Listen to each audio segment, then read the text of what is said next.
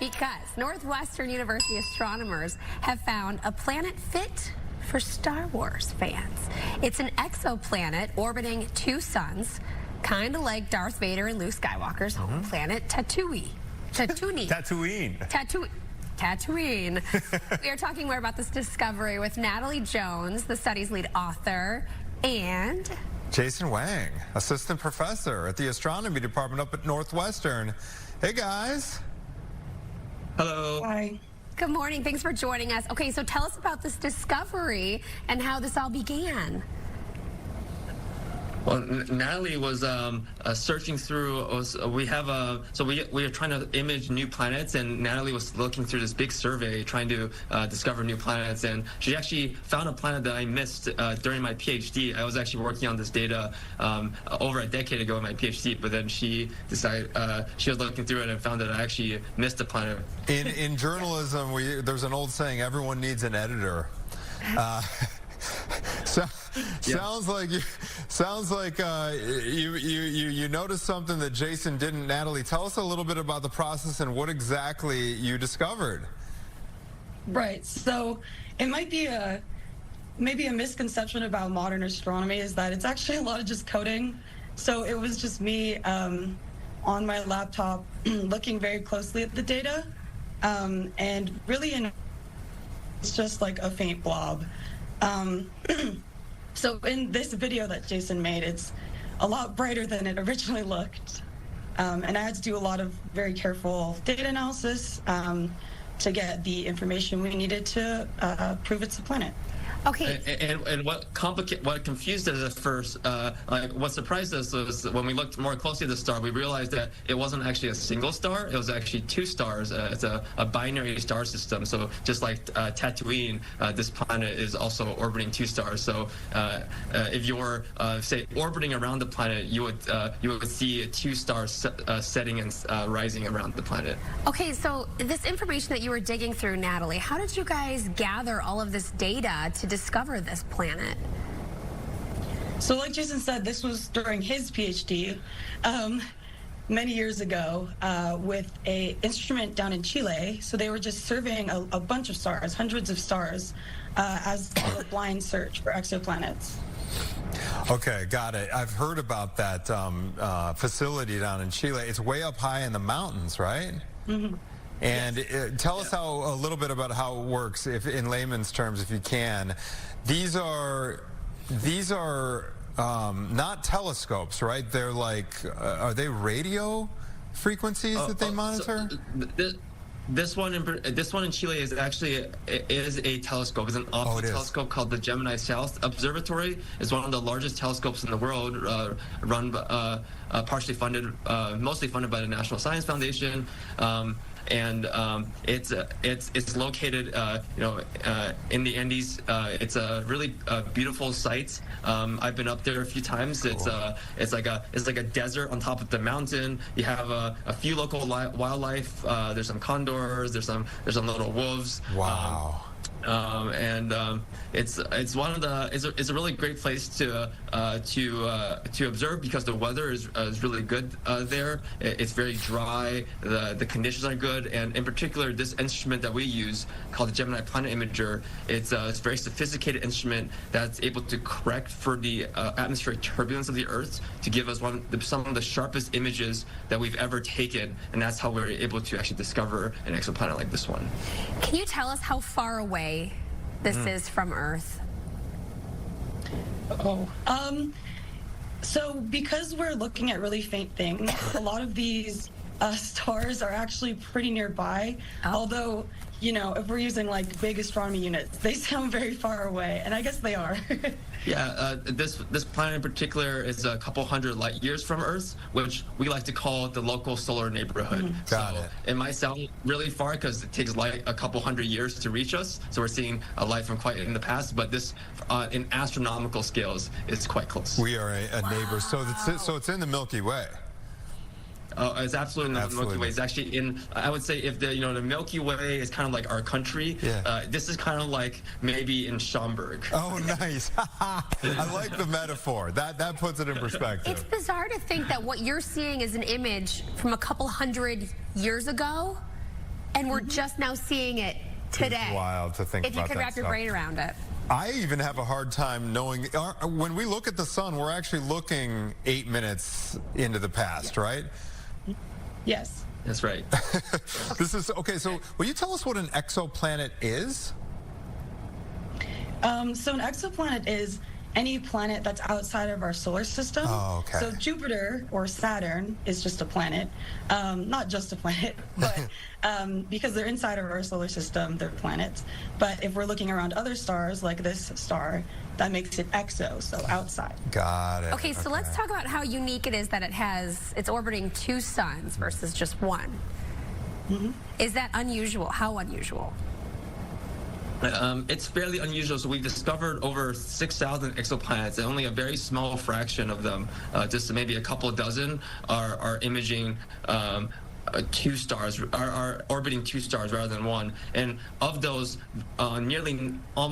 very few of them do we actually have images of. Most of those planets have been discovered through other indirect methods where we don't actually see the planet. This is the first time we've actually directly imaged a planet orbiting 2 stars that orbits the star on solar system scale. So this planet is kind of as close to its 2 stars as Pluto is to our own sun. So it's still pretty far away, but all the other, we've only imaged a few planets orbiting 2 stars, and the other planets orbiting 2 stars are hundreds of astronomical units away, which is basically, maybe think of it as like 5 or 6 times the distance of Pluto from our. Oh wow, from our yeah, sun, and Pluto's the furthest out in our solar system. Pluto correct? is the furthest out. That's right. So yeah, it's freezing. This is really the closest planet we've been able to image around 2 stars. Got it. Okay, now, in terms of this imaging, have you guys been able to zero in on whether it does fall in that so-called Goldilocks zone?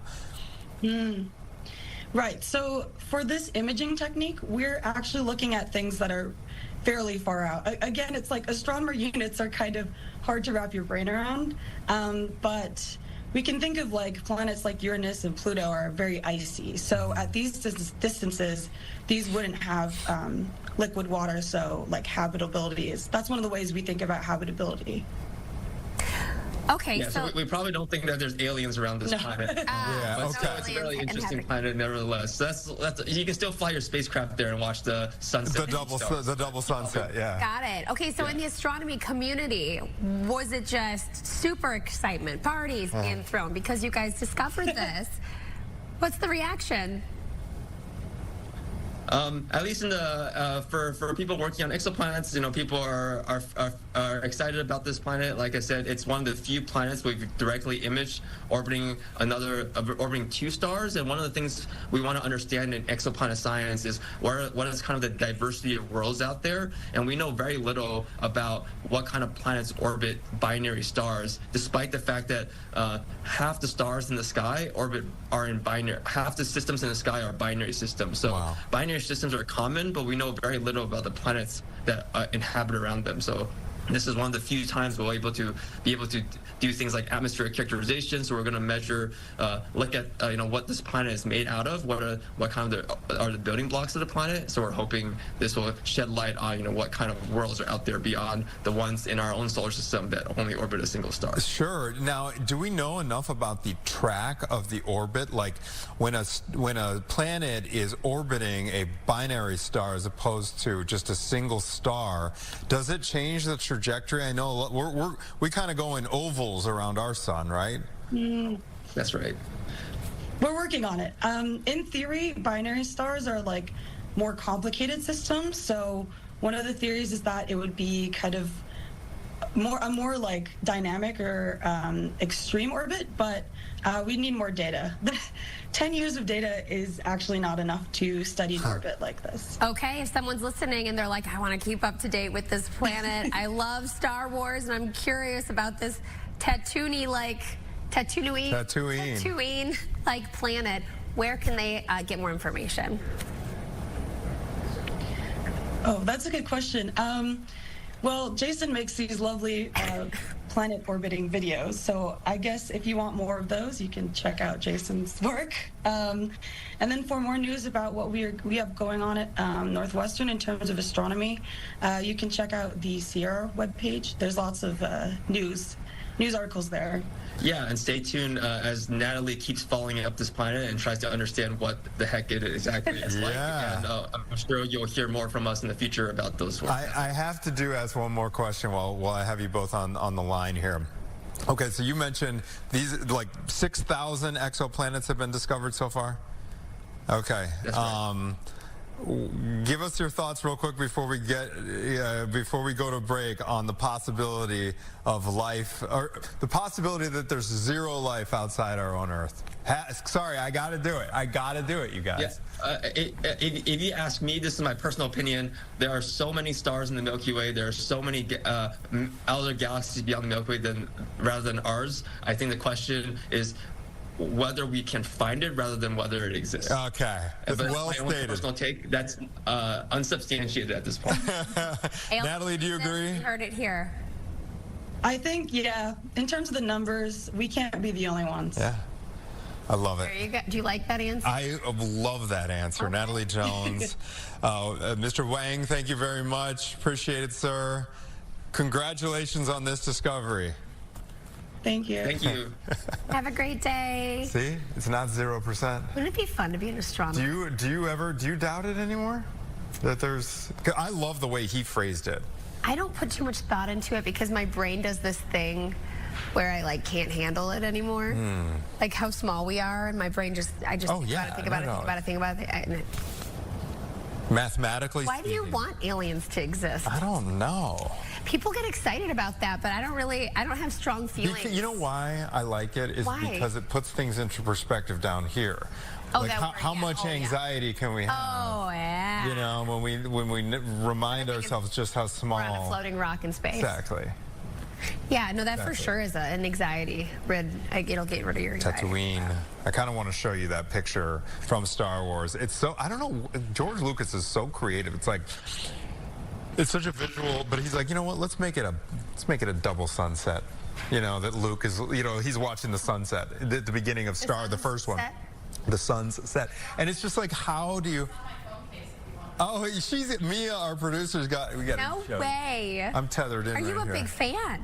We got to show it to. I'm a big fan. I do love Star Wars. There we go. See, there's two, 1 and 2. Isn't that cool? Oh. So he's watching too. Wow. Thank you, Mia. Are you a big fan? It only says Star Wars on your phone case.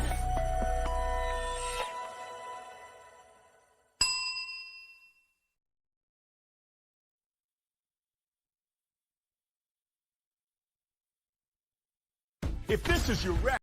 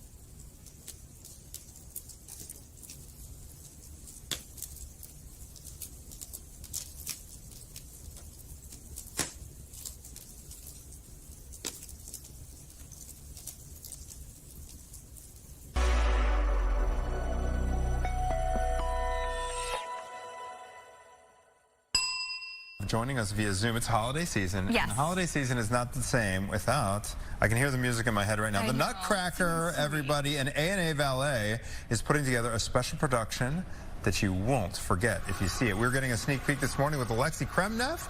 He is co-founder and artistic director of A&A Ballet. Alexei, good morning. Thank you for joining us, sir. Good morning, guys. Okay, where are you joining us from right now? Where's the studio that you're joining us from right now? It's A&A studio on Plymouth Court. It's in Printers Row. It's pretty much in downtown Chicago. Okay, yeah, you're just... There's a lot of snow outside, so it's cold, it's winter, it's about Nutcracker season. Yes, it is Nutcracker season for sure. And yeah, Printers Row, I would say, yeah, you're like 2 miles away. We're a little north of you right now. But give us an idea. Okay, it's your version of the Nutcracker. Tell us about this production and perhaps what sets A&A Ballet's version of this famous ballet apart from other versions. I would say like it's more entertaining, and it's happening in Chicago in 1920s. And we thought about historical period of time, and we thought about Art Deco. Obviously, it's one of the most beautiful eras in history, and especially in history of culture and fashion, like in design.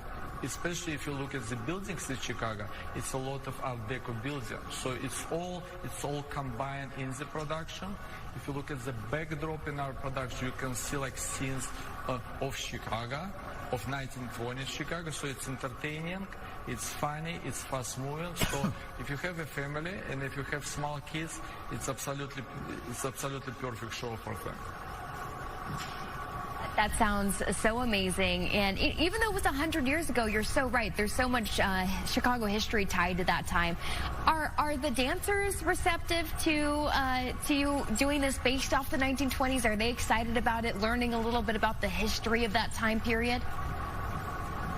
The time period, if you look back, about 100 years ago, it was time of ballet russe.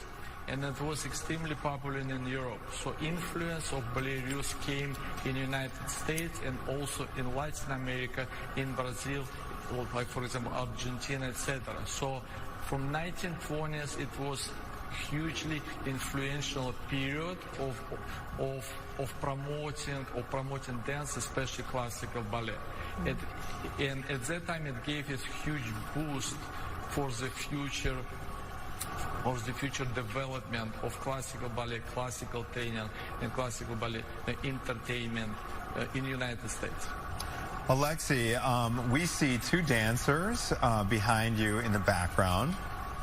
I wonder if you could set the scene here, and I don't know if you can give us a little taste of what folks can expect if they come out to the ballet. And yes, absolutely. We have Clara behind me, and we have Nutcracker Prince, and we have a small piece for you to show. It's a part of the snow scene, and just small part of the opening of the snow scene. Okay, let's do a quick. Why don't you give us a little performance here, and then we're going to want to check back in with you after they're done. So take it away, sir. Yes, absolutely. Yes, I'm stepping away. Okay.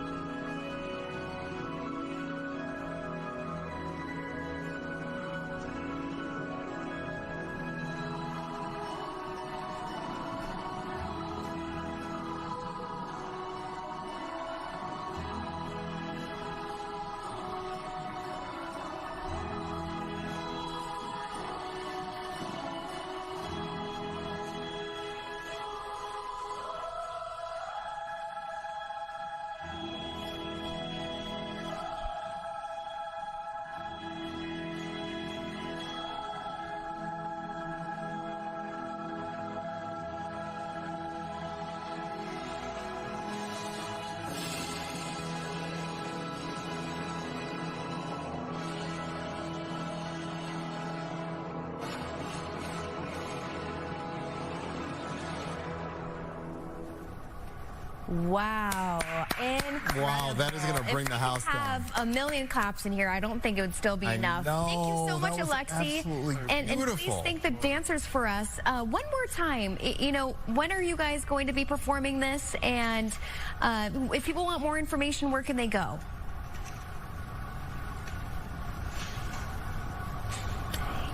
Well, we will have more information. We'll make sure to post that on our website, fox32chicago.com. You could look under links you saw on Fox 32. Incredible. Thank you so much, Alexi, again with A&A Ballet. Absolutely beautiful. You can see that show on December 6th. They're going to bring the house down. Special.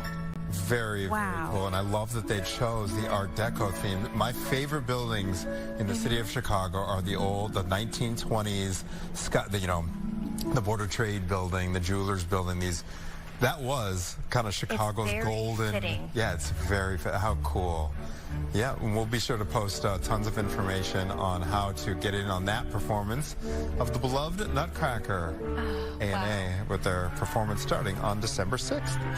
So I guess we'll go to break. Yeah, let's go to break. And wrap things up when we come back. Alexi, if you can still hear us, thank you so much, sir, for sharing that wonderful performance. You are going to bring the house down.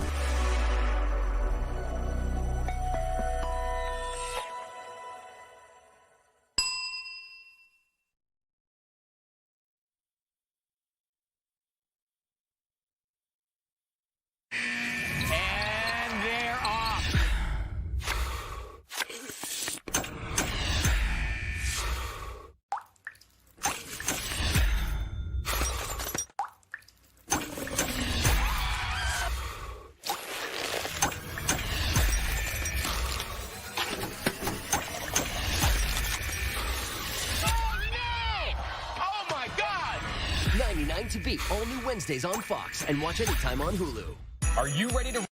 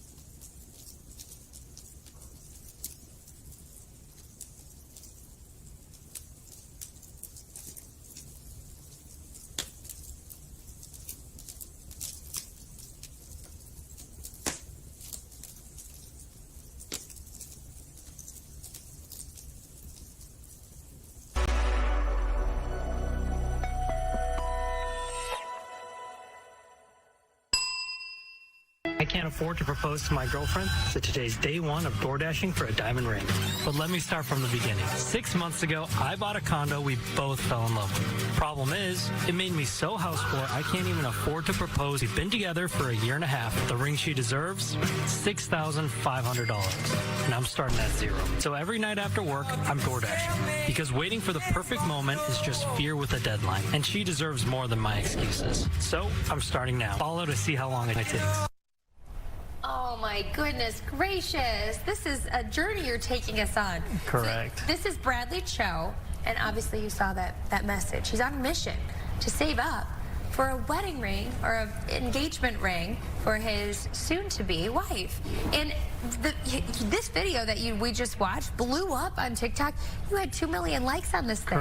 Correct. Yeah, it's been a whirlwind, and I really appreciate all the support that folks online have been giving, and I think it just kind of speaks to love is in the air and love is alive. Romance is not dead. So. Were you on TikTok before? Or was this the kickoff to your journey? No, I've been on social media for about like 3 years now. Oh, okay. And then prior to this, I had posted every day for I think 2 months. Every day? How many people are following you?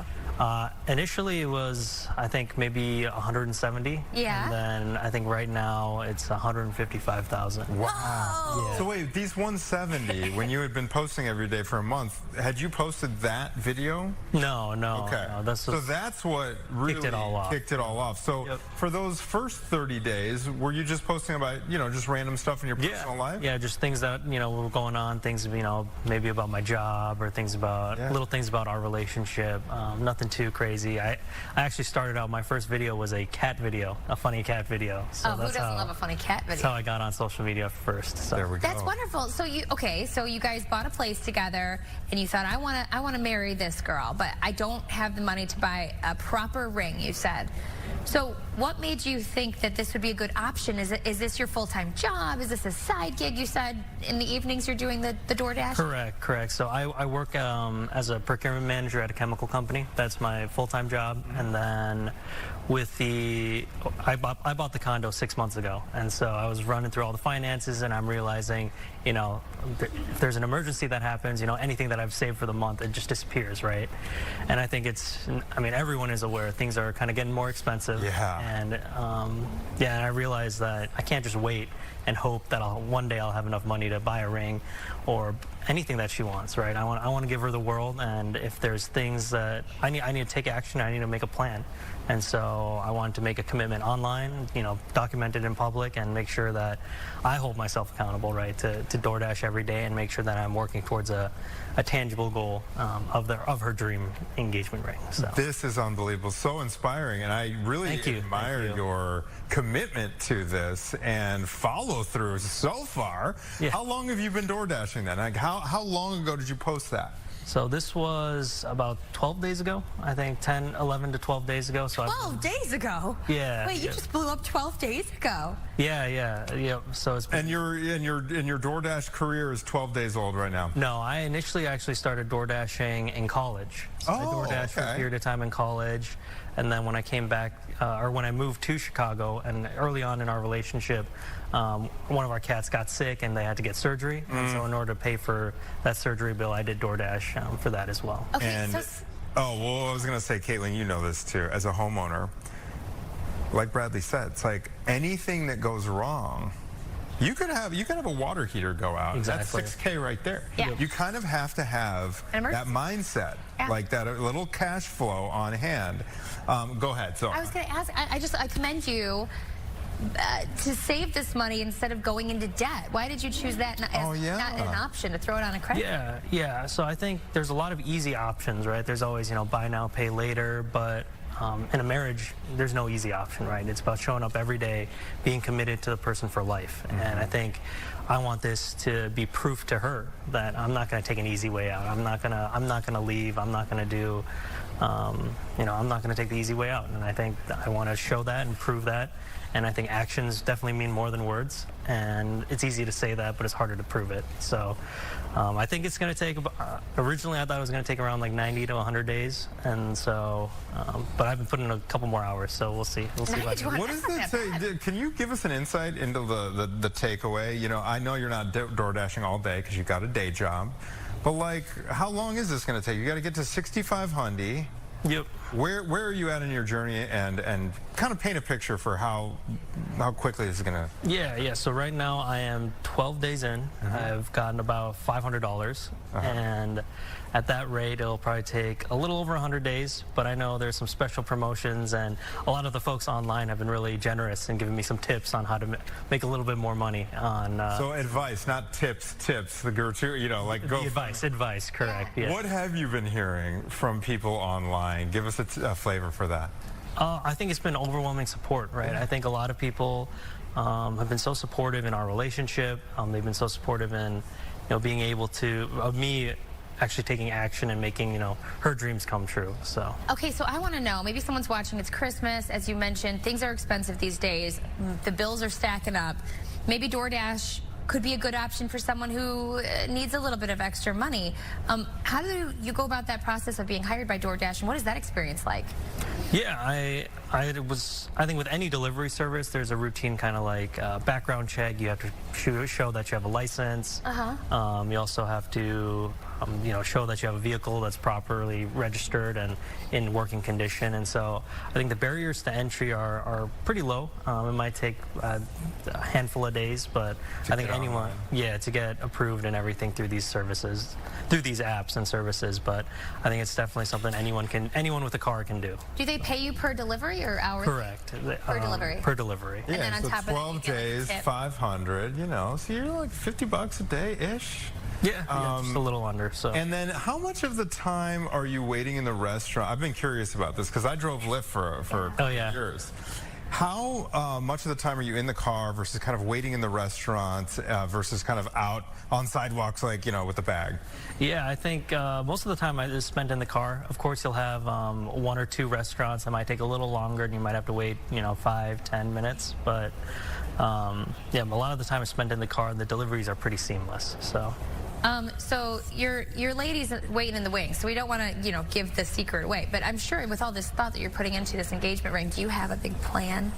Of course. So the date is in mind. Yeah. I'm not going to say it here, but it's a date that's special to both of us. Wow. Let's hear. We got to get a little the background. So love is in the air this holiday season. How did you all meet? How did you all come together? Tell us about the origin story here. Yeah. So we met online, and then we actually had a mutual friend who was in. We went to the same college, and then he went to her home church, and so we talked. And then when we initially started talking, I had asked her out, but she had to go on a family vacation for 2 weeks. So for 2 weeks after we kind of initially started talking, we couldn't see each other, and so when we finally came back, we went on our first date to mini golf. And she'd always wanted to go mini golfing, but she never had the chance to do so.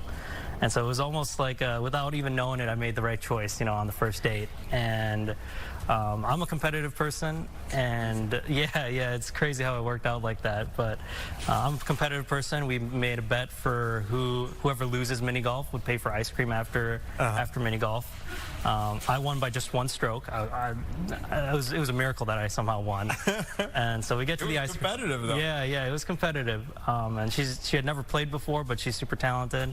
And so we went to the ice cream shop. We picked out our ice cream, and she was ruffling through her purse to pick out her wallet. And then, of course, as a gentleman, I had to pay for the first date. And so, of course, there you go. Yeah, so after we got ice cream, we talked for, I think, like 2 or 3 hours, just about everything. And it just meant the world, and I think from the first date, I just knew. So I was going to ask, was there a moment, or was it just kind of that whole first date vibe where you're like, yeah, that's the one?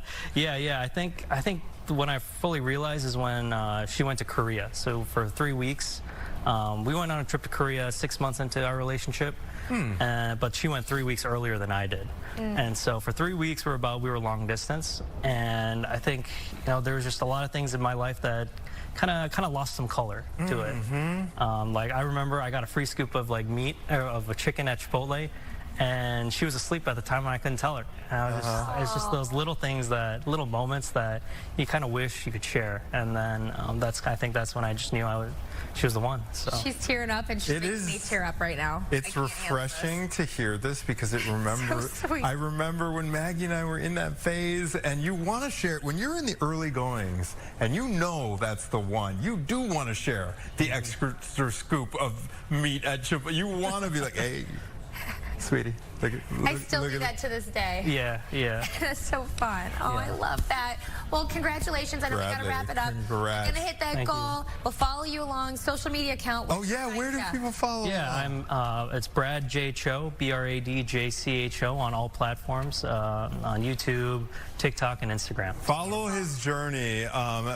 Chivalry and romance is not dead. I also have to mention, and we're not going to put her on the spot because I understand she don't want to stay behind the scenes, but there's tears being shed behind the camera. And I just can't. Beautiful. Can you imagine a better way to end our hour? No. On this note, Bradley, congratulations. Thank you. Thank you. All right.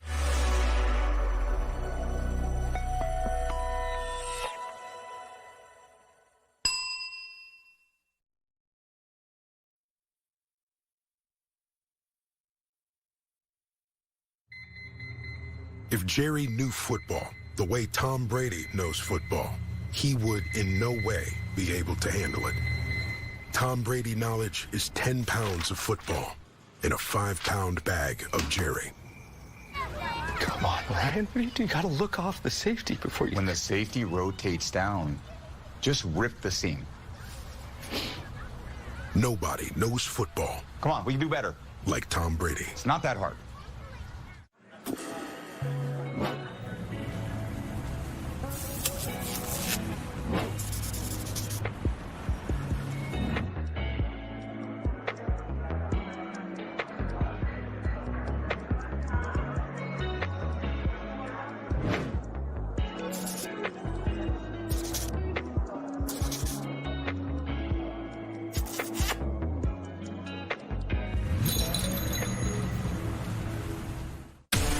Welcome to your next challenge. It will test your fear of open water, drowning, and freezing temperatures. Oh my God. No,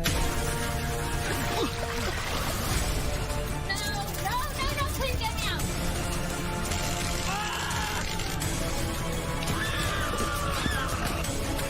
Don't threaten me with a good time.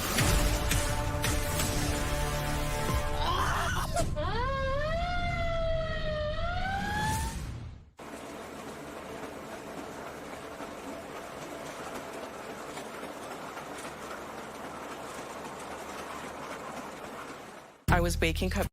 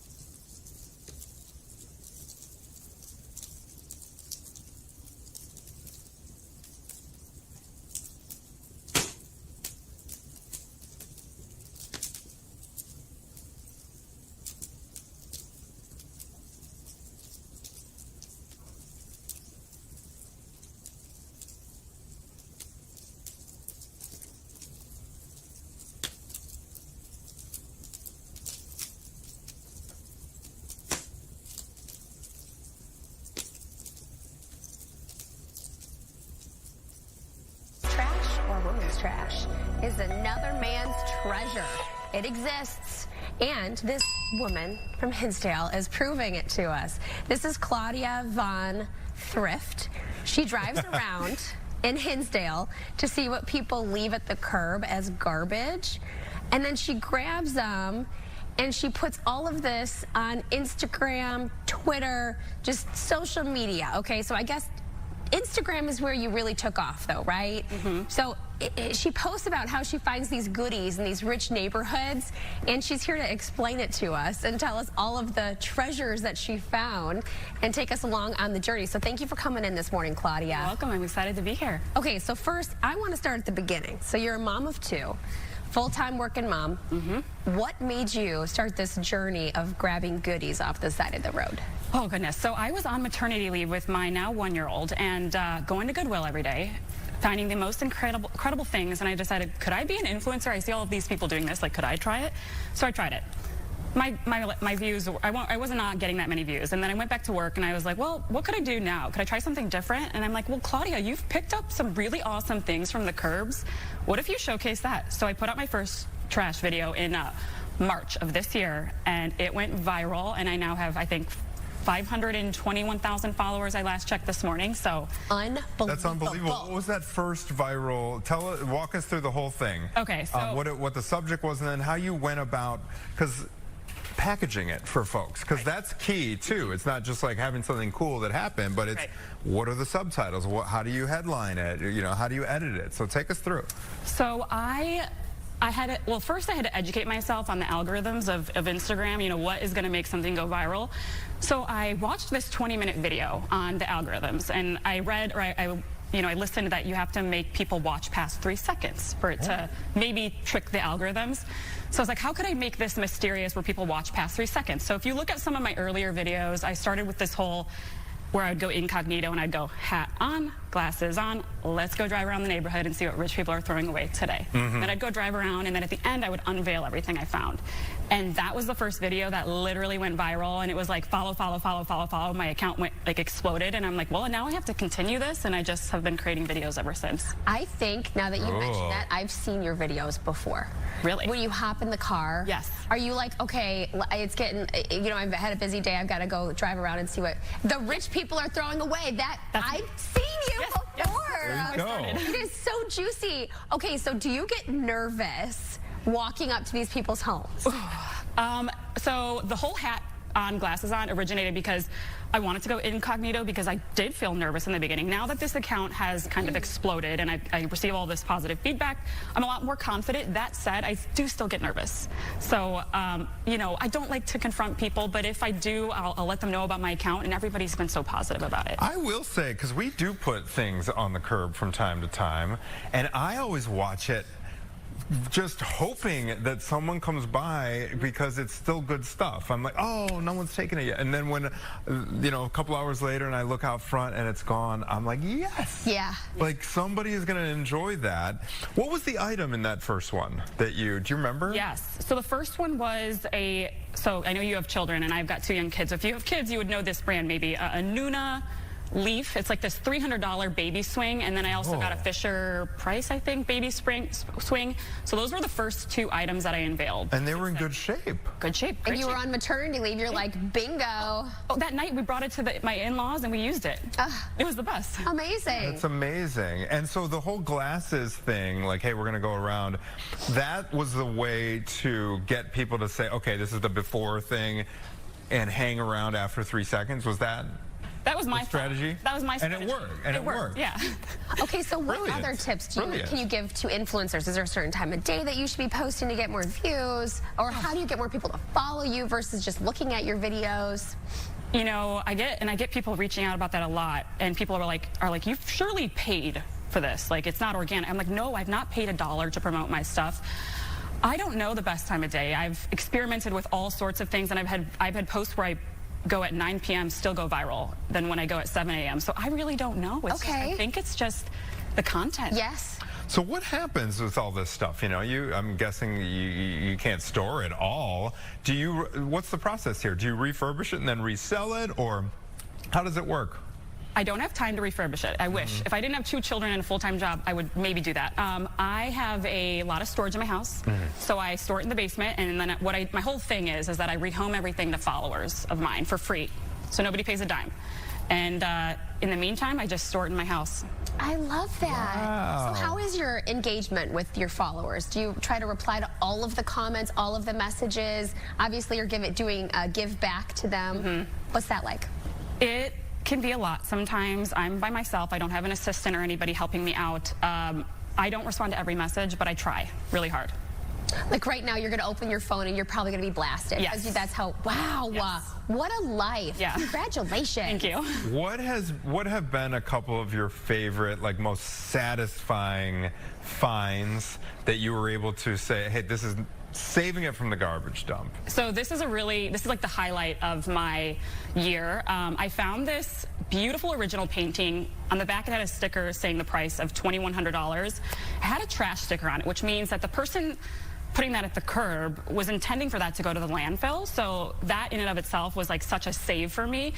It's now in my dining room. What I did is I researched the artist. He passed away in 2021, but through like the deep dive of the internet, I found his widow, and she's 89 years old. I just called her, left her voicemail. She called me back, and we talked all about her husband. Oh, wow. What? Yes, and I sent her follow-up photos. I'm like, here's his art. I want to see this one. Has anybody ever seen you come to their house and say something to you? Oh. People come outside sometimes. Do they trick you? Like, hey, I'm going to put this out and see if she comes today. There were these two beautiful pieces, like these sofas, and this lady came out and was like, I was wondering if you would come out. No Yeah, she's like, I follow you. It was so cool. So yeah, a couple of times that's happened. That's so awesome. I want to know a couple other success stories here. The paint, that's fascinating. Have there been any other, what other kinds of items have people taken? Yeah. Once you post it? Probably, so the most expensive, I found this beautiful outdoor patio set, Hanneman. It's got to be like $10,000, this entire set that I found. I mean, it was like 5 bar stools, 4 chairs, a beautiful table, an umbrella. I gave it to my mother-in-law, so it's in her backyard right now. But another find was this like $5,600 restoration hardware rug, which I rehomed to a follower, and it's beautiful. No way. Yeah, it probably just needs a good shampoo. That's it. Or maybe some Stanley Steamer, one of those companies, right? Yeah. Breathe new life into it. Did you have to buy like a big thing to tow away these items? Because I could imagine saying, oh yeah, that's a nice patio set. I can't fit that in my trunk. So have you had to like expand your ability to get these things back to your house? So if you watch me, sometimes I'll dolly furniture home. So if you're walking the streets, you'll see me dollying things home. I love this. I have some really nice neighbors that have pickup trucks, and they'll take stuff home for me, like that Hanneman set. And other than that, it's just me in my vehicle. There is so much out there. I will say, Caitlin, I want to put on the record that dining room table that I just showed you a picture of with the rug. Yeah. All 4 of those chairs came from the curb. No. You'd be so proud of me. I found them on the curb, Green Bay Road. They were really solid. They just needed to be reupholstered.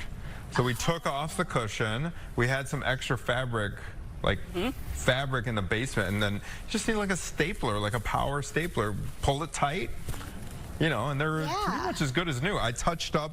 They had been scratched, but I got like a little, it's like this little felt tip pen thing that you can use that matches different shades of wood. Sure, yeah. Just touched them all up and they're basically new. I love that. Yeah. Do you feel like you're fighting with Facebook Marketplace? Oh, yeah.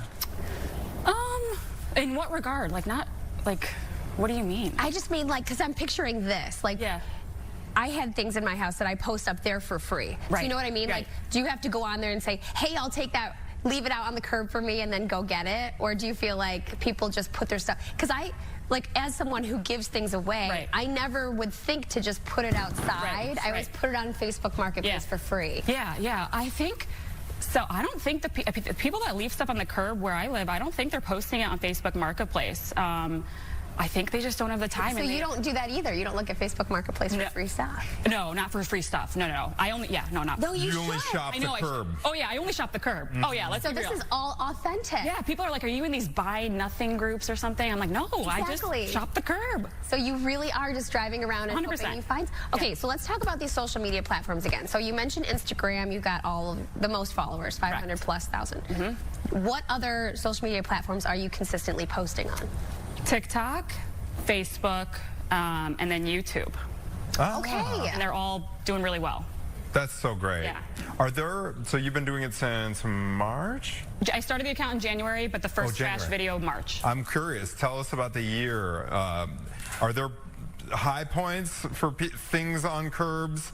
Are there low points and lulls? And what is the winter? Well, we're in a lull right now, folks. Oh, so put stuff on the curb, please, so I can come. Yeah. No, we're in a little bit of a lull, but that's okay because I have so much content from the summer and spring that I have like probably 15 more videos I can put out. Beautiful. Really?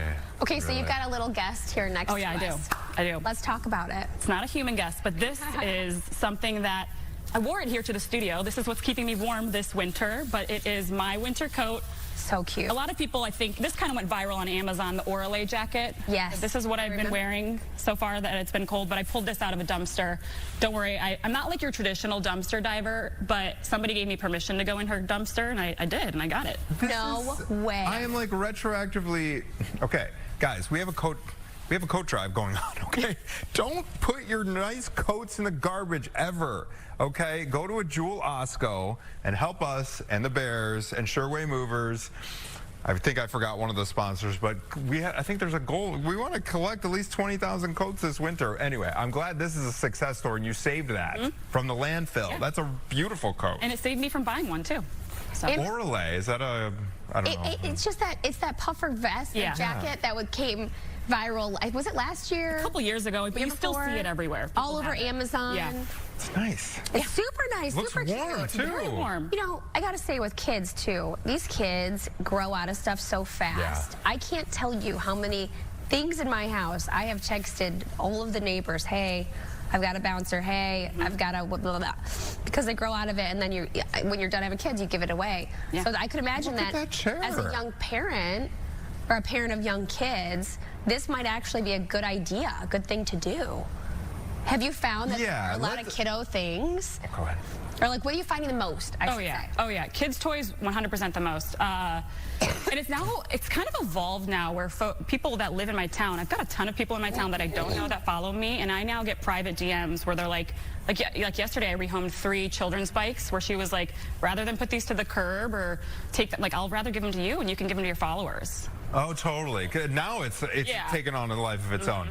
Before we let you go, the takeaway here, the message. We've been talking about a little bit of consumerism, a little bit of, you know what I mean, this holiday season, but what is the lesson to be learned with this whole dynamic that you've created? Yeah, so I think, you know, it may be unwanted to you, but to somebody else, they're going to find the beauty in that. So I think maybe think twice before throwing something away.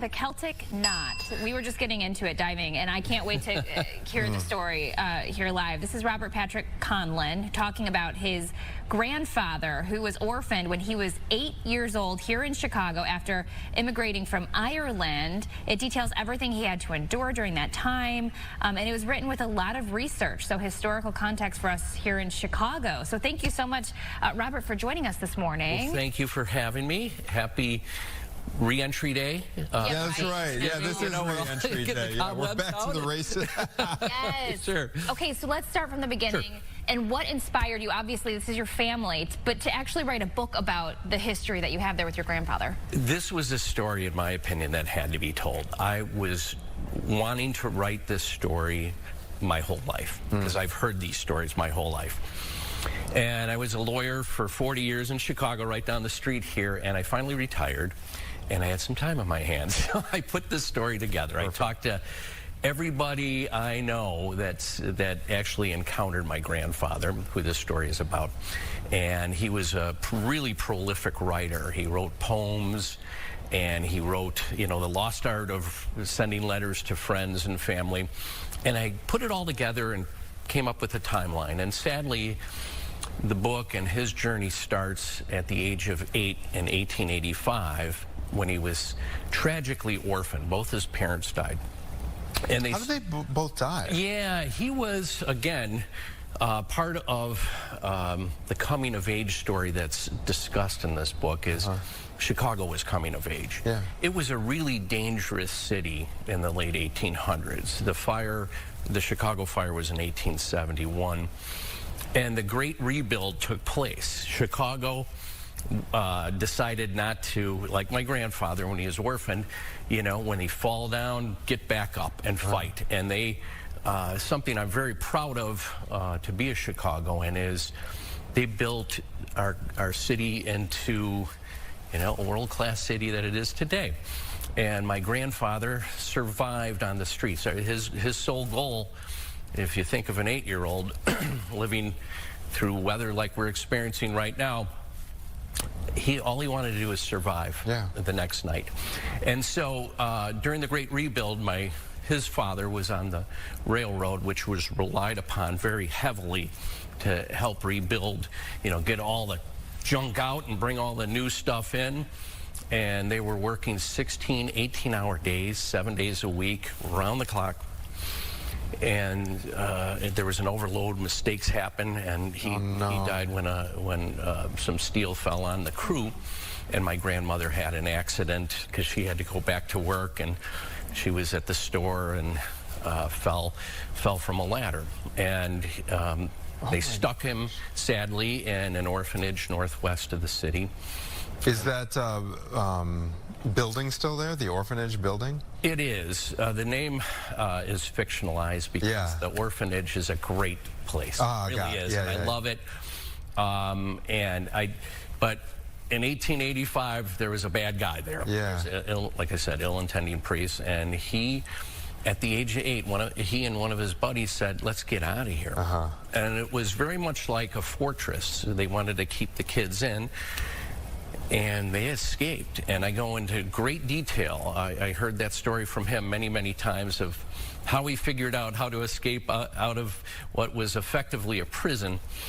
And he ran because they were in hot pursuit, because I think the ill-intending priest, who was a very smart guy, very educated, didn't want him to be captured, because what would the first thing he would do when the cop says, "Why did you escape?" And so he hid out right south of the loop here. I never knew this. From my research, it was called Little Cheyenne, and that was the red light district. And and that's one of the, I look back, how did he survive, right? Because very dangerous time in Chicago. Is it now Bronzeville? Or it is. Ish, yeah. Printers Row-ish? Yes, right exactly, in there? Okay. Right in there. Little Cheyenne, and there were brothels, and he had a good singing voice. At least most of us Conlons think we have good singing voices. And he found a place which is, I'm not making this up, but I looked it up, and there's a map that shows this exact place. It's called Mushmouth Saloon. Okay? And they had bare-knuckle boxing, which was illegal at the time. Okay. And he hired him to jump in the ring and sing Irish ballads in between rounds. In between rounds? And all the, people would throw pennies, and that was his paycheck. My God. Where did he live? Where did he Wow. Well, he lived in, in the gutters, but mushmouth. He was just a homeless kid. He was, and sadly, there were a lot of homeless kids. The ladies that in the brothels, one in particular who herself was an orphan, and she took him in. She had a soft heart for orphans, and she would let him sweep up and sleep on the floor. Same with old Mushmouth. If he sang well that day, he'd say you could grab a sandwich and sweep up and sleep under the bar. Yeah. Wow. Yeah, isn't it? What an adventure. How did he, and this is all, by the way, we're seeing pictures of the Eastland disaster. Yeah, there's the and Chicago fire right there's some aftermath of the fire, and then that's the Iroquois Theater, yes, which is the infamous site of a massive fire that killed, what, 700 or 800 people? Yes. At least? Yeah, it killed 603. But the problem is, there were a lot of people that died from smoke inhalation. Yeah. So it's hard to know what the count Exact, that's all it was. But these are major Chicago historical events that your grandfather lived through. Yes. And I'm doing the math as well. If he was there as an 8-year-old in the 1880s, that means he was a teenager for the World's Fair. Yes, he was. And that's what inspired him. He actually scored a ticket, or probably, knowing my grandfather, snuck in somehow. And they had, the Bell companies had a big display there. And he was inspired because he saw the first long-distance telephone call made from here to New York. And that really interested him. Fast forward, with a second-grade education, he ended up working for the Research and Development Department of Western Electric, and had 22 patents, which, isn't that amazing? Something that wouldn't happen in this world, without the pedigree, you don't get hired, sadly. But he was just a really smart guy, and I think that's how he survived. He was really smart. He was one tough hombre, and I think dumb luck, or a guardian angel, depending if you believe in that, was there. Because, as you saw, we do go into great detail in the book about he had a close brush with the Iroquois Theater and the Eastland disaster. Wow. Yeah. Okay, so doing this research, was this just off of your memory of your stories that you heard from your grandfather, or did he keep a lot of things from when he was growing up and all these experiences that he had? Yeah, all of the above, really. So we had a big family, and that's what's great. He went from being, just surviving to really getting a decent job. That all he wanted to do was just, have a family. That's what he was searching for. He had a wonderful family here in Chicago, and that was taken away from him. He felt so alone. Yeah. And he found the love of his life and had kids, and so this carried on, and we would all go to his house. Once a month, every other week, something like that. And we'd all get together, and the Conlons, like I said, they love to sing, they love to tell stories, and I would hear a lot of those. And he was a very, very modest, humble guy. You couldn't get it out. You'd have to draw it out of him. And then he would tell the stories, like, Grandpa, tell us. And then my grandmother, too, told some stories. How'd they meet? I gotta know. She was an operator at Western Electric, operator number 12. Where he was working, where he was doing the R&D. Right, but before he was doing the R&D, he was just working there, and he was kind of a fix-it guy because he was a pretty clever guy. And one day he went in, my grandmother's machine, for lack of a better word, was broken, and so they called him in to fix it. And he saw her, and he told the story. That's the one. When I saw her, I said, I'm going to marry that woman. And so what he did was he fixed it, and they had a no talking, because that was all women, and then, of course, at that time, the workforce was all men. And so all the guys tried to come in and make excuses to come in and talk with the operators. And what he did after hours, he turned the machine off. There's a switch, so it appeared to be broken again, so he could come back in and fix it. The rest is history. Hey, How they got together, huh? That's the ingenuitive approach that gave him such resilience. This is this is like a Chicago Oliver Twist story. It really is. When I heard the story of how they were supposed to be on the Eastland. Yeah. Now, if you're familiar, the Eastland disaster happened right at over Clark here. Street. Again, 3 blocks down. In 20 feet of water tied to the moorings, 844 people died. Yeah. Luckily, my grandfather didn't. My grandmother had a premonition, which I go into great detail. You know, the Irish, they believe in fairies and banshees. It's just, you know, very superstitious people. She had a very serious premonition and said, you can go, I'm not going, and the kids aren't going. Okay, so my history is fuzzy on the specifics, but it was a company that had chartered the Eastland that day, The Western right? Electric. Oh my gosh! There you go. It was their employees, and so she had a feeling, hey, let's skip that day. They were just doing a day trip to like Michigan City. Yeah, 38 miles as the crow flies. They're going to tug 5 boats or 7,000 workers, mostly from the Hawthorne Works in Cicero, which isn't there any longer. The big, beautiful clock tower is, and what happened was it was they had no business having 2,500 people on that boat. Right. Because of the Titanic, which happened 3 years before that, because we're in 1915 at this point, Woodrow Wilson signed a law that said for all passenger ships, you have to have a spot on a lifeboat for 75% of the passengers. Those things are really heavy, and that was a really unstable boat that was retrofitted, originally designed for 500 people, 2,500. Anyways, it was top heavy and flipped over again in 20 feet of water. Nobody knew how to swim back then either. But my grandfather, because of the premonition, was on the Teddy Roosevelt, which was right behind them, and saw the whole thing through Life Vest. Yeah, what a fascinating story. Yeah, it really it's is. all laid out in the new book, The Celtic Knot, An Orphan's Tale of Survival, Family of Love in Chicago. So we're meeting the author before this thing gets made into a major motion picture starring Leonardo DiCaprio. I love it. Or Colin Farrell. Or Colin, exactly. The dark Irish. But honestly, no, it's when I say like a local Oliver Twist, because this is the same time that Devil in the White City unfolded. And I mean, this is Chicago. The red light district that was right here. We've got like all these things that have. This has to be made into a movie. I mean, totally. This is great. Robert Patrick Collin, congratulations. Well, thank you so much. Oh, before we go, where can folks get their hand on this little stocking stuffer this holiday season? Yes, and we got to tell the guy from the Tribune to add. Yes, exactly. Yeah, the Biblio Oracle. Yeah, it's at Eckhart's Press, my publisher, which is a local publishing company that specializes in Chicago stories or Chicago authors.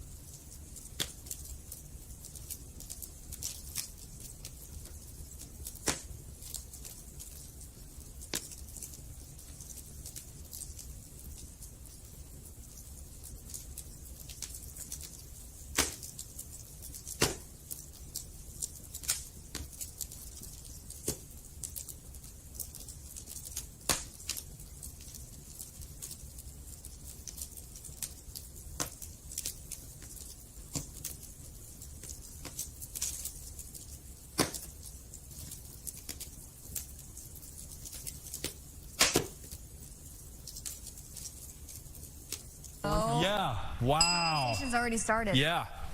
Well, fill us in what you guys are talking about. Yeah, we go way back. Apparently, yeah, within a very interesting way, which is an off-camera conversation. This is actually really cool. If you've been looking for a new, unique, very cool way to explore Chicago, there's this new app. I mean, I feel like all of us are. A new app gaining a lot of popularity with younger residents, which is interesting. We're going to talk with its founder and CEO. This is Alec Gatz. Alec, thank you for joining us, man. We appreciate you. I'm grateful to be here. Of course. Tell us a little bit about, first of all, what is the app called, and tell us sort of what separates it from the other apps. Yeah, great question. So our platform is called Empo. Yeah. Over the course of the last year and a half here, we've actually become the fastest growing city discovery app in Chicago. So we have over 75,000 people in our city who are using it to choose what restaurants to go to every single day. And our value proposition is actually very simple. You know, as you guys know, Chicago is one of the greatest cities on earth. You know, we can all vouch for that. There's hundreds, if not thousands, of things happening every single day. These are like restaurant specials, bar deals, live music, sporting events, theater events, you know, what have you. We ran case studies in Chicago, and we learned that the average person between 23 and 38, given 15 minutes to navigate the internet on their phone, knew less than half of 1% of what was happening in our city on a daily basis, right? So like removing ourselves from that for a moment, like, you know, we live in the third largest market in the most prosperous nation ever, in the most technically advanced moment ever. And those of us who are on our phones all day, every day, are missing out on it at a 99% clip. So I partnered with a Google guy, and we built Empo, and Empo displays 85 to 95% of things happening every single day with concise and comprehensive detail, and the feed is unique to you, kind of like your Instagram or your TikTok. I love so this. It's city discovery for the digital native. And we've grown rapidly here in Chicago. I'm downloading this as soon as we're done with this segment. This is amazing. Like a subscription, or do you just download it and it's a one-time, like, there it is? Nope, totally free. Anybody can download it. Love that. It allows you to experience your city to its maximum capacity, as we all should.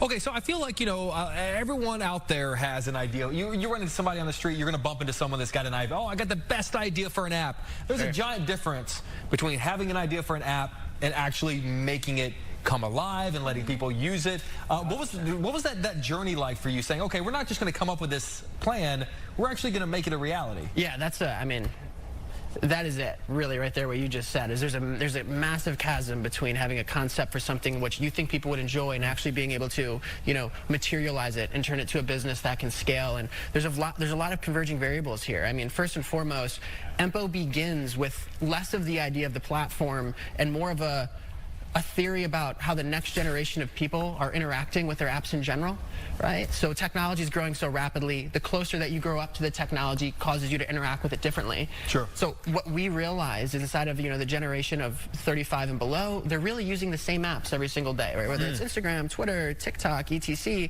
And they have three core common variables. Like, one, you can access all the information you're looking for quickly. Two, it's very simple. And then three, it's unique to you. So inside of city discovery, this is an area that's yet to be disrupted, yet to be won for the next generation. So we took those three variables and applied them to the city discovery market, and that's what won the next generation of diners. And then, of course, there's so much that comes along with it, too. You know, we've recruited a wonderful team.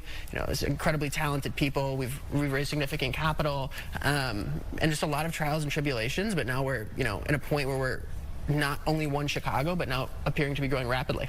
Wow. Oh, that is so cool. Yeah, you know, I love how it's I mean, right now, of course, probably, you know, the main focus is younger people, because we want that immediate answer for what's going on this weekend, and we're sometimes doing things a little bit last minute. Sure. But also, I could see this becoming, if not already, very popular with the older generation, because it's overwhelming when you're doing all this research. Okay, who do I trust online? You know, where do I go with this information, right? So are you trying to cater to them as well? 1,000%. I mean, Empo's for everybody at the end of the day, but we've just grown so rapidly within the young generation because we tailored it specifically for the way that they interact with their platforms. But Empo represents a broader and higher level concept, which is, you know, our lives are finite.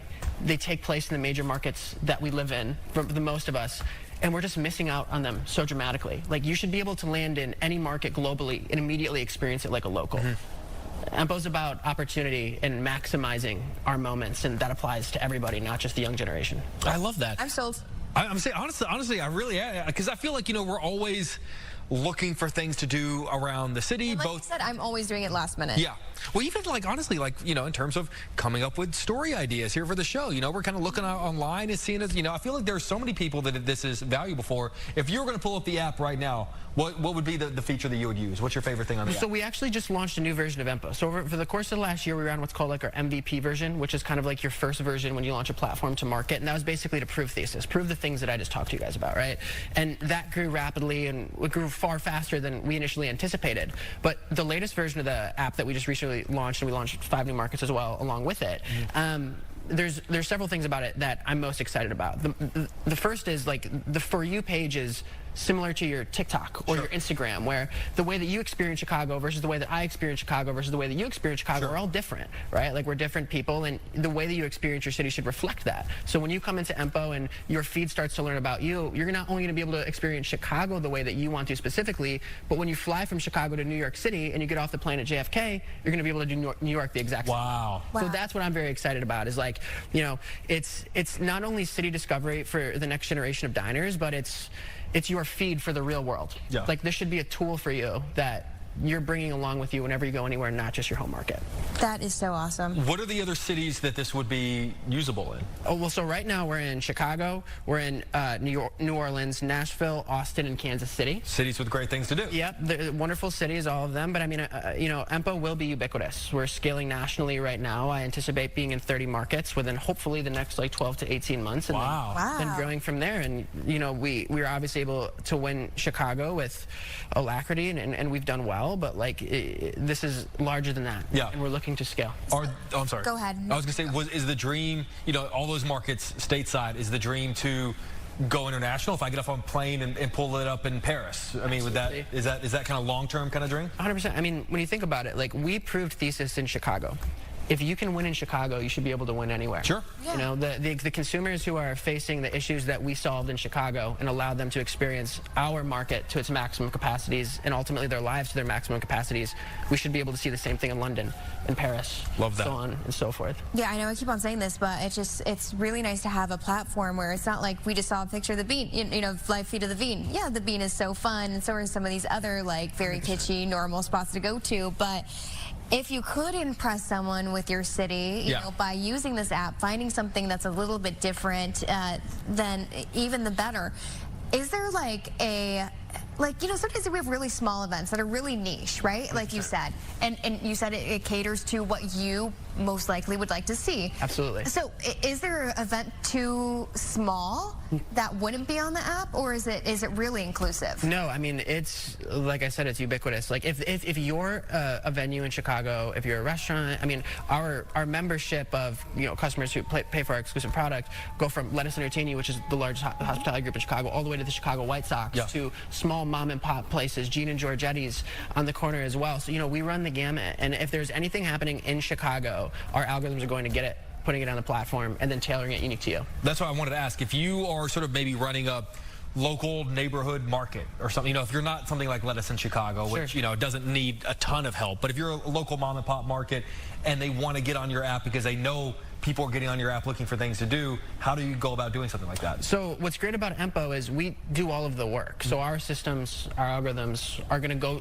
basically scrape the internet similar to like something like what a ChatGPT would. Sure. And then put it on Empo for the venue. So everything that's happening in Chicago is on Empo already. So if they're online, if they have a website or a web page or something, it'll pop up with you guys. Precisely. And then more importantly, the feed will learn about you and be able to show Chicago to you the way that you want to experience. Love that. So on and so forth. Yeah. I love this. Alec, obviously this is really fast growing.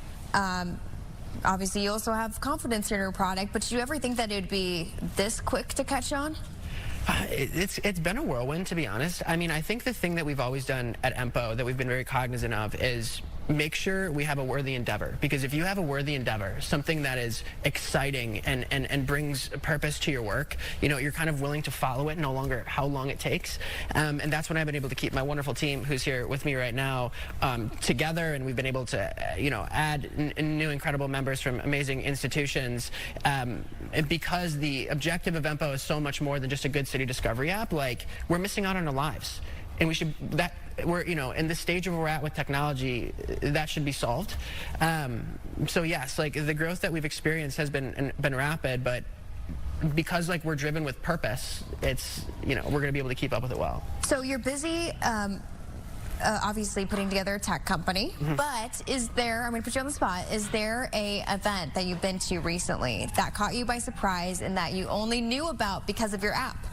Yes. So, I mean, of course, there's several. I'm a big lunch specials guy. So our offices are right here in River North, in the Ad Lake building. So every day around lunch, you know, we're looking for lunch specials. So I actually found a lunch special at Avli last week. That was amazing. It was a wonderful, great place. And then I think the thing, not just for me, but that we're seeing users interact with incredibly frequently right now, specifically in Chicago as we approach the holidays, is there's so many pop-ups in Chicago. Sure. You know, that's the thing that's like really gripped the young generation right now. They live in an experience economy, man. You're on Instagram, you're on TikTok, you get so much FOMO. Now you want to be able to experience the city to its maximum capacity. So all of the pop-ups that are happening and anything kind of like holiday centered is obviously what's doing great on the platform right now. Obviously, you know, before we let you go, we want to break down how to find the app for people. I just typed in.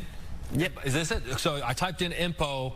EMPO on my, so in the app search on your phone, 2 came up.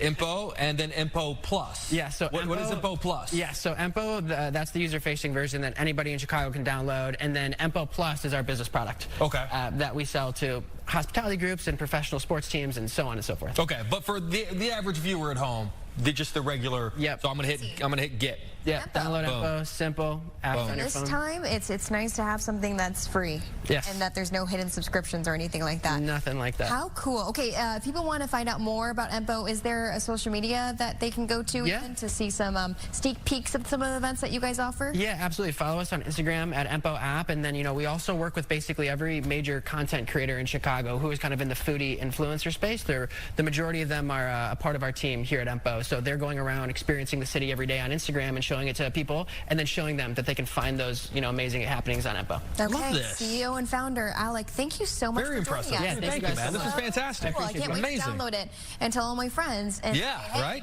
I met the CEO and founder before. Or you just download the app. Don't tell anybody, and then all of a sudden you're just super knowledgeable about what's going on in the city. And then give up your secret. Yeah, and then everyone downloads it. Okay, I see your I don't know. Words are hard right now. I got you. Okay. I got you.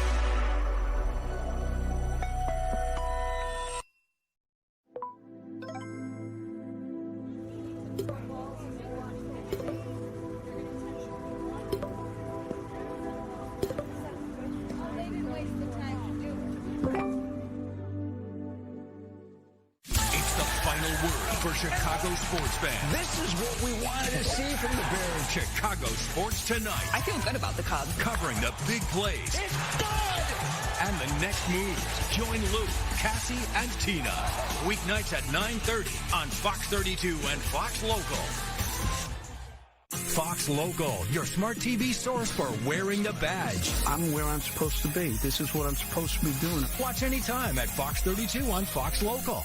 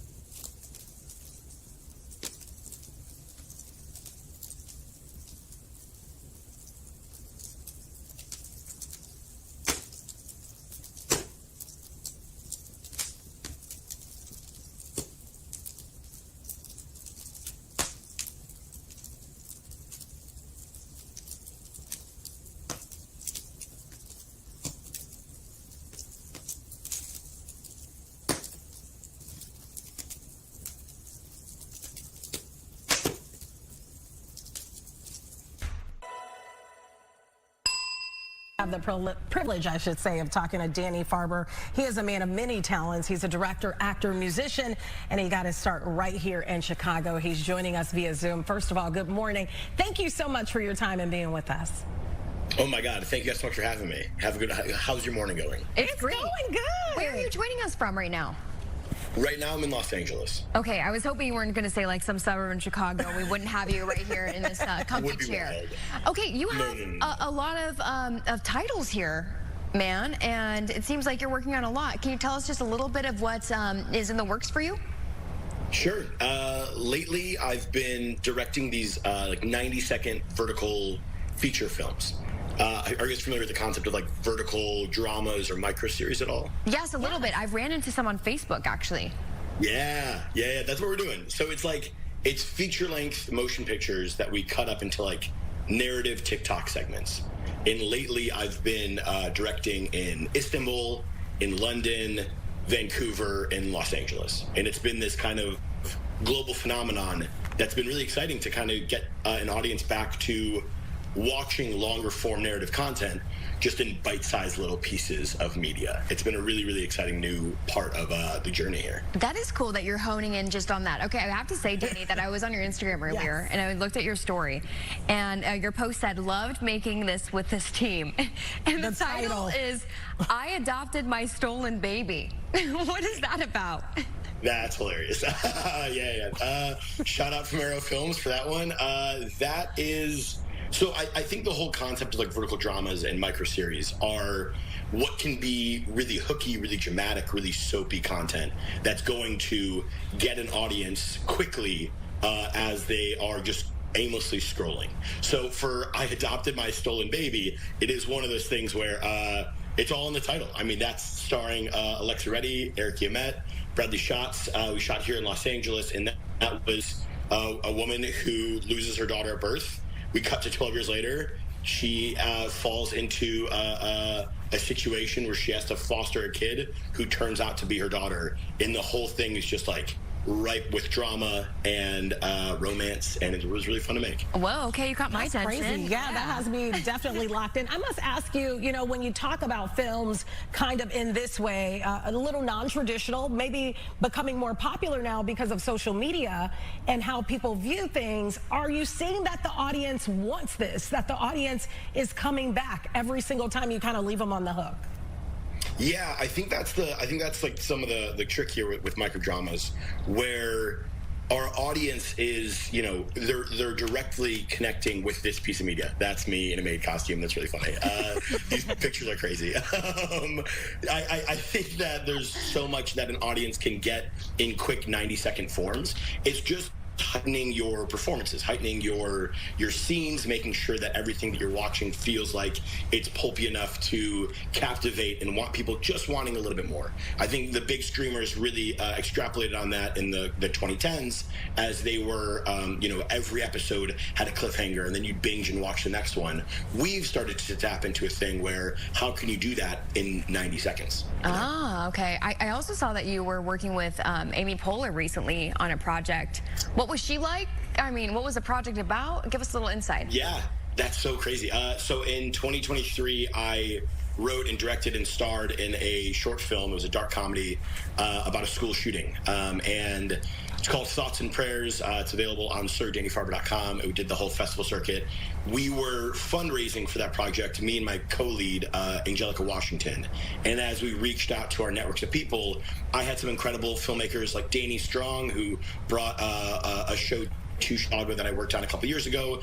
Angelica's been in a ton of movies and TV shows. She asked her network of people, and Amy Poehler and Paper Kite were one of our contributing backers to adhere to the executive producer stance on the crowdfunding platform.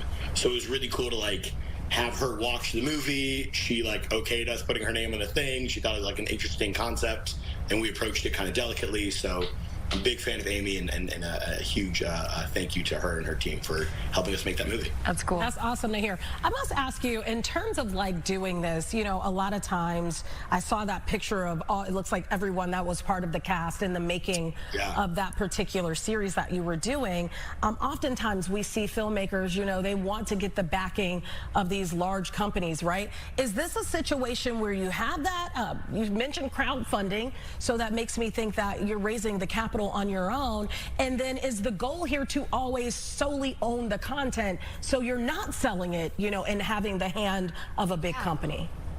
Yeah, that's a great question. So the fascinating thing with these microdramas that we're getting into right now is they are fully backed and have their own built-in distribution already ready to go. So I don't actually own any of the content. What we're seeing right now, rolling B-roll, is of this project that I just shot in London last month for an app called Good Short.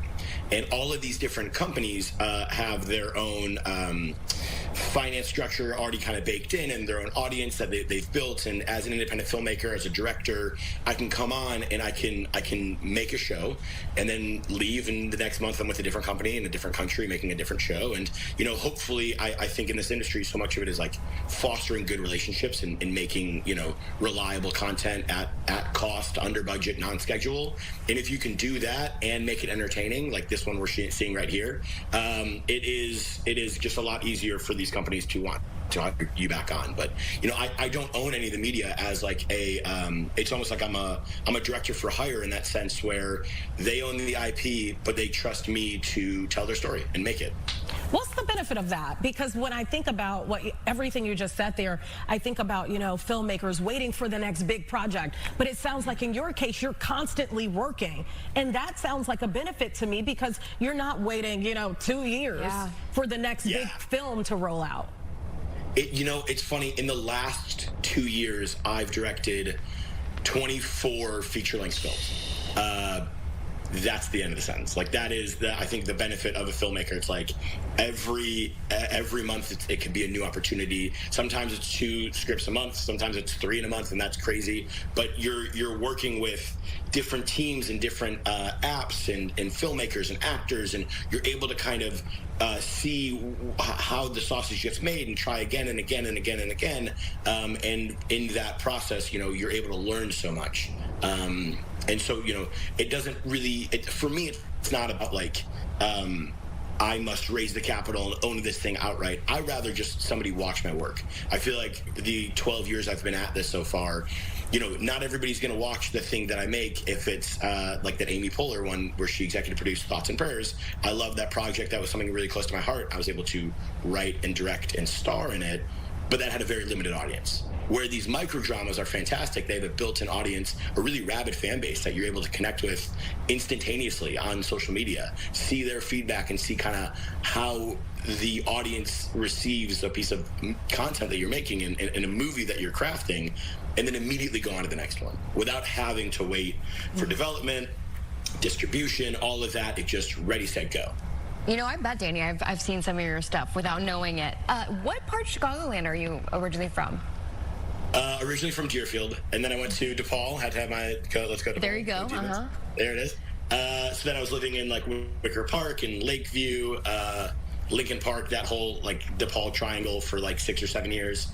But I grew up in Deerfield. Okay, I asked that because, you know, at the end of the day, Chicago isn't Hollywood, right? There's not as many opportunities here as there are, you know, in Los Angeles. A lot of people are wanting to get into maybe your field, aspiring, you know, filmmakers or actors or music makers, all the hats that you wear.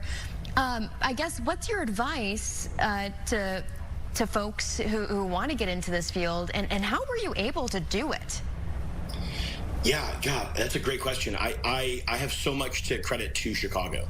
I cut my teeth I went to DePaul's film school. They have an excellent film program. And then by the time I was 19, I was kind of ditching class, and I was trying to find every set that I could work on. Chicago's a great city to work in, at least in the early 2010s. It was like we had 1,000 different shows and commercials and music videos. But I think the thing that is wonderful for filmmakers or for musicians or aspiring actors in the city is Chicago's a place where people don't wait for permission.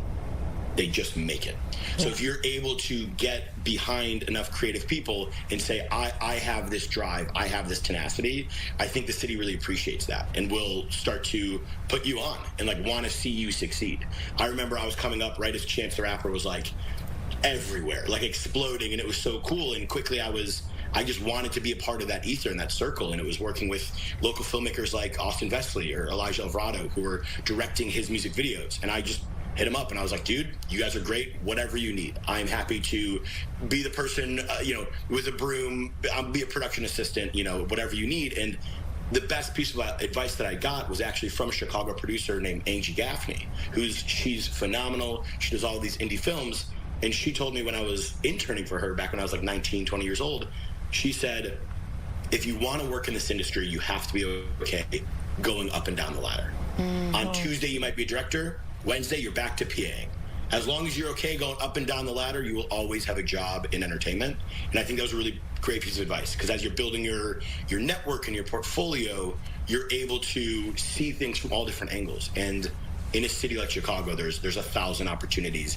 You just might have to make them yourself, but there's enough creativity around you that will want to foster that. This is cheesy, but I have literally the chills because, and that's a part of the reason I love Chicago so much too. Actually, I grew up in Southern California, but people have such a great drive here. They know, and they're humble, and they're just hard workers compared to maybe some folks. I won't say much. You were going to say in LA. You were going to say in LA. You were going to say in LA.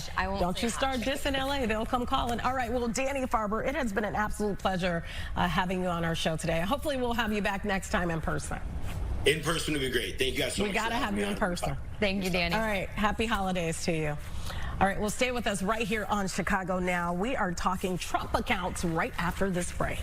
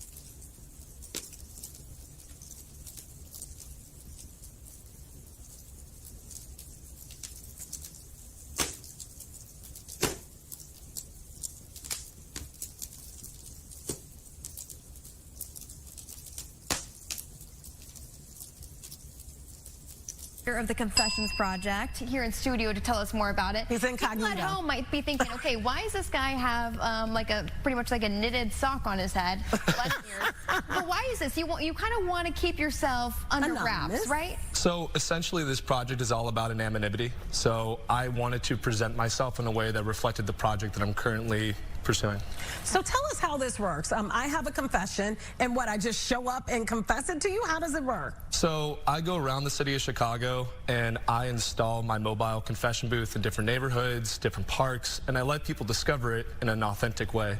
And then people come up to it, they write down their own confessions, something that means something to them in an anonymous way. Love it. And they write it on a vintage typewriter. Oh, that's cool. Wow, that is cool. How many have you received so far? And when did you start doing this? I've been doing it for about a month and a half now, and I have collected maybe over 300 confessions at this point. Wow, that's a lot. So have you been traveling around? Is it more than just Chicago that you've been to? Just Chicago for right now, but I've done this from Logan Square all the way down to Pilsen, Hyde Park. I've done it all over the city. Okay, you got to open up your box. We got to read some of these confessions. We got to get to the good stuff. So here it is. So you kind of have, it seems like a camera set to the side, and you're videotaping people going up, at least giving their confession. What made you do this? Look how cool. What made you start doing this? What made me start the confession project? It was, honestly, it was supposed to be a side project. It was supposed to be just something that would connect Chicagoans together in an intimate way. And I didn't think that, I was skeptical if even one person would interact with my project, but then when you have lines slowly starting to form in front of this project, you realize that it's a lot bigger than yourself. And so I just wanted to give people a chance for cathartic relief, because I don't feel like people really have that opportunity to let things go like that anymore. And you know what? I bet as you get more and more, it's going to be like 300 a day, not just 3, you know. It's going to get more and more popular. But why do you think people are wanting this, right? You know, what do you think is the psychological stuff that's happening that makes people, almost feel better when they write things down? Yeah, so I've had people approach me after after they submit something to the project, and they always say the same thing: I feel so much better. I feel like right now there's a huge digital footprint, and unfortunately there really isn't any way for people to let things go in a manner that doesn't necessarily involve them exposing their own identity, even to their own friends. Sometimes people have to or want to say things that they just can't say. So there's an opportunity for people to do that. I must ask, and hopefully this doesn't give up your identity in any way, what are you doing when you're not doing this, when you didn't have this idea? What were you doing before that? Before this, I was a first responder. Oh, wow. Yeah. That's a tough job. That's an interesting transition. Yeah, it was definitely an interesting transition. But even when I was working as a first responder, all I really wanted to do was stuff like this, at the end of the day, I just wanted to help people. And doing it in a more intimate way is what truly brought me back to my home city. So are you still doing your job as a first responder, or are you dedicating yourself to this Confessions Project full time? Currently, I'm dedicating myself to my project. The Confessions Project is just a chapter of Wrath and Love. So Wrath and Love is essentially, it is an art movement, but behind it, I work with graphic designers, I work with cinematographers, I work with photographers. We want to explore content, we want to explore concepts and themes every 3 months that involve interviews, photography, cinematography. Even for this project, we did a photo shoot, we did a short film, we did a documentary, and we want to continue to do that and continue to bring Chicagoans into our project to give people a place to belong. Okay, so we've opened up our confession. Can I get another one? I want to get it. Do you have more in there too? I definitely have. Okay, so I want to read the one that I opened up. I love my dog more than I love most of the people that I know. That's pretty valid. I think, and I can understand that, 100%. Mine's a little bit deeper. I shouldn't have divorced my husband. What else can I say? I miss him. Oh my God. Yeah, so that's deep. The thing about this project is that I definitely chose confessions that I thought were more appropriate for the setting. Obviously, I get a wide variety of confessions, everything from happy to sad to just, I mean, downright terrible things. What's the craziest one? Like the one that was the most, maybe not crazy, but the most like jaw-dropping to you?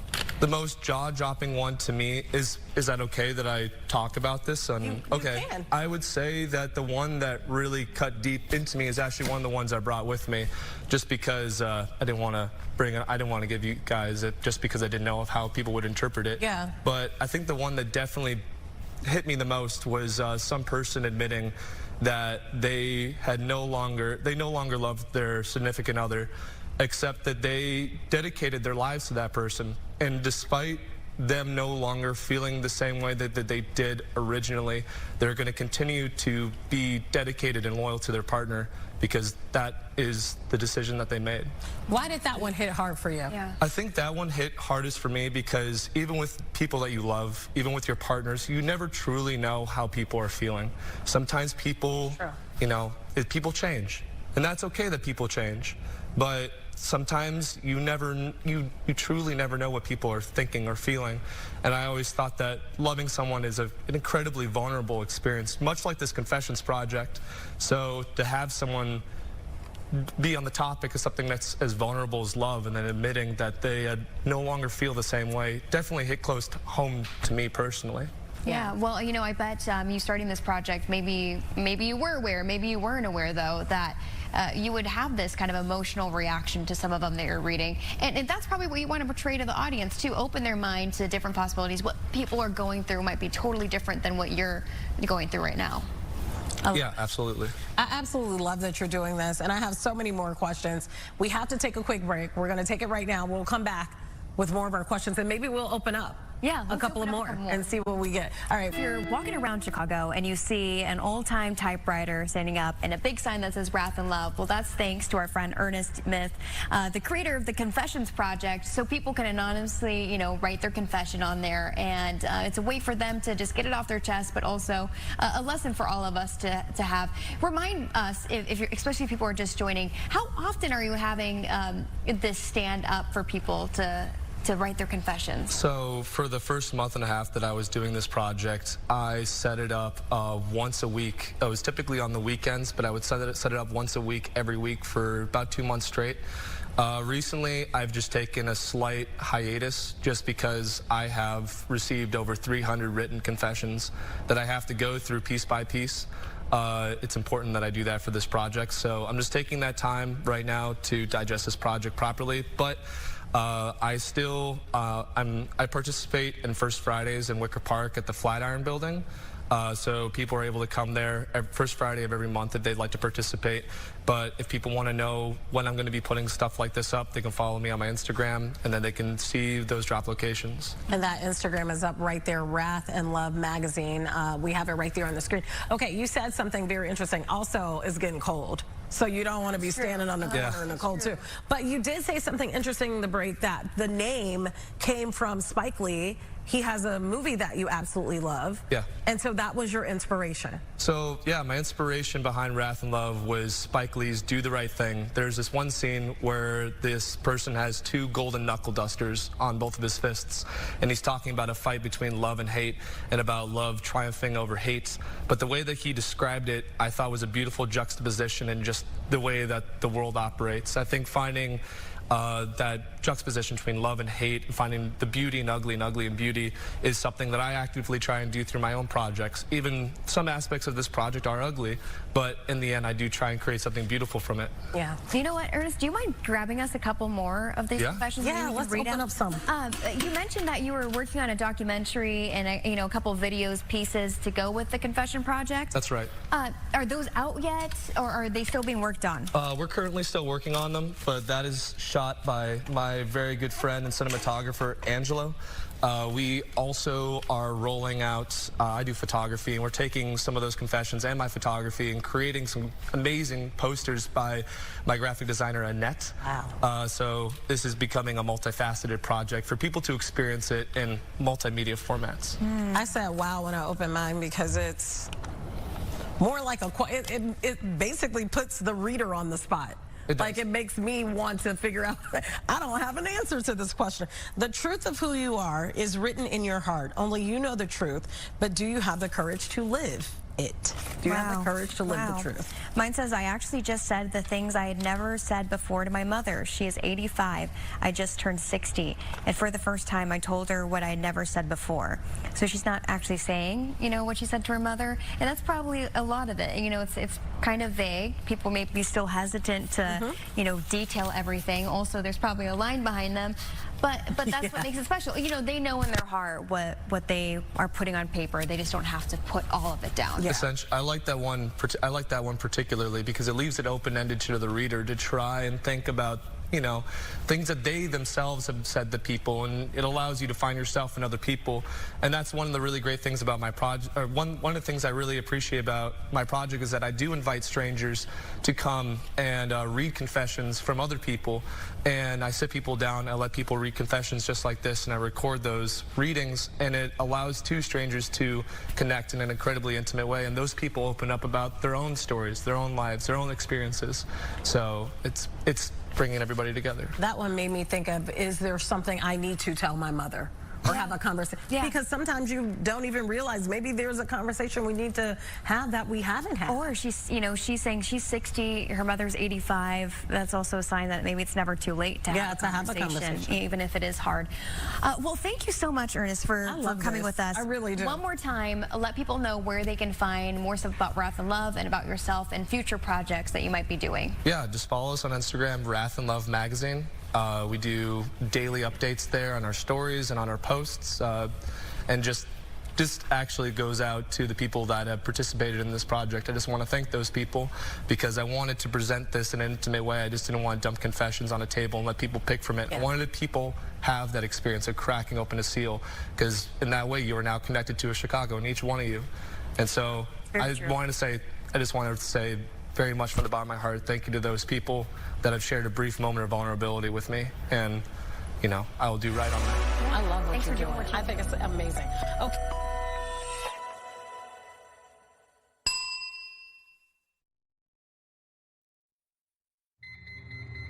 If Jerry knew football the way Tom Brady knows football, he would in no way be able to handle it. Tom Brady knowledge is 10 pounds of football in a 5-pound bag of Jerry. Come on, Ryan. What do you do? You gotta look off the safety before you... When the safety rotates down, just rip the seam.